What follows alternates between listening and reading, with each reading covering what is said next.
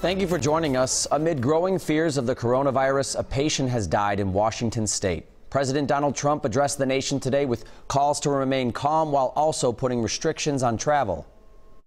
Health officials say a man in Washington state has become the first person to die from coronavirus in the U.S. The person who died was a patient at Evergreen Hospital who had underlying health conditions. It was a male in his 50s. President Trump announced the death in a rare Saturday news conference from the White House.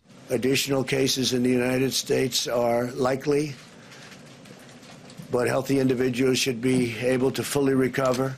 Vice President Pence, who is overseeing the administration's efforts, said the U.S. is banning travel to Iran, which has had the most reported coronavirus deaths outside of China. And Pence says Washington is elevating the travel advisory for parts of Italy and South Korea. Top federal health experts standing beside President Trump continue to urge calm. The country as a whole, because we get asked that all the time, still remains at low risk.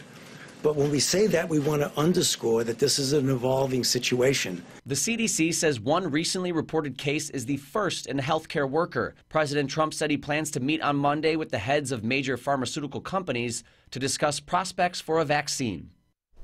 Washington's governor declared a state of emergency after today's death was reported.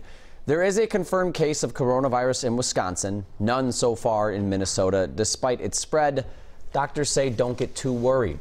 Marielle Mohs spoke with a local infectious disease expert who had some good advice moving forward. Yeah, Jeff, I spoke with Dr. Michael Osterholm tonight, and his main message to Minnesotans is don't panic. However, he says it's clear that this disease is spreading fast throughout the U.S., and there could easily be cases popping up in Minnesota. So he explains ways to prepare and what you need to know.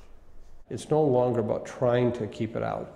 It's really about how we're going to respond to it. Dr. Michael Osterholm, the director for the Center of Infectious Disease Research and Policy at the U of M, says right now we need to react to our reality. Now that positive cases of the coronavirus have popped up in California, Oregon, and Washington state this week. He says the virus will continue to spread through the air and person-to-person contact quickly. Now that we're getting testing done, you're going to see cases all throughout the United States in the next 7 to 10 days. With stats like that, you may want to panic, but Dr. Osterholm says don't. His reasons, big picture. This virus is hospitalizing and killing a small percent of people, mostly older people with underlying health conditions. He says healthy people who contract this virus will likely not have a severe reaction. I think the thing that we all have to remember is that 80% of the cases will be very mild, not something that may need any kind of hospitalization or extended health care. Small picture, here in Minnesota, our state government has an emergency plan in place. I'm actually confident the state of Minnesota is probably going to be one of the most prepared states in the country. The governor, the commissioner of health, and others have all been very involved in doing what we call basically preparedness planning. But part of being reactive is taking individual steps too. Dr. Osterholm suggests having a family plan so everyone knows what to do if someone gets sick.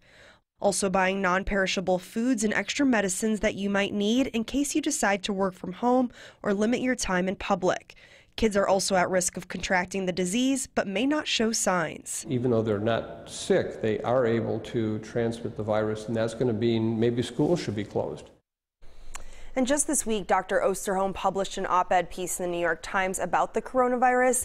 In it, he says we should not call this virus a pandemic, but rather a rallying cry to come together instead of cutting countries off and blaming people. All right. Thank you for that update, Marielle.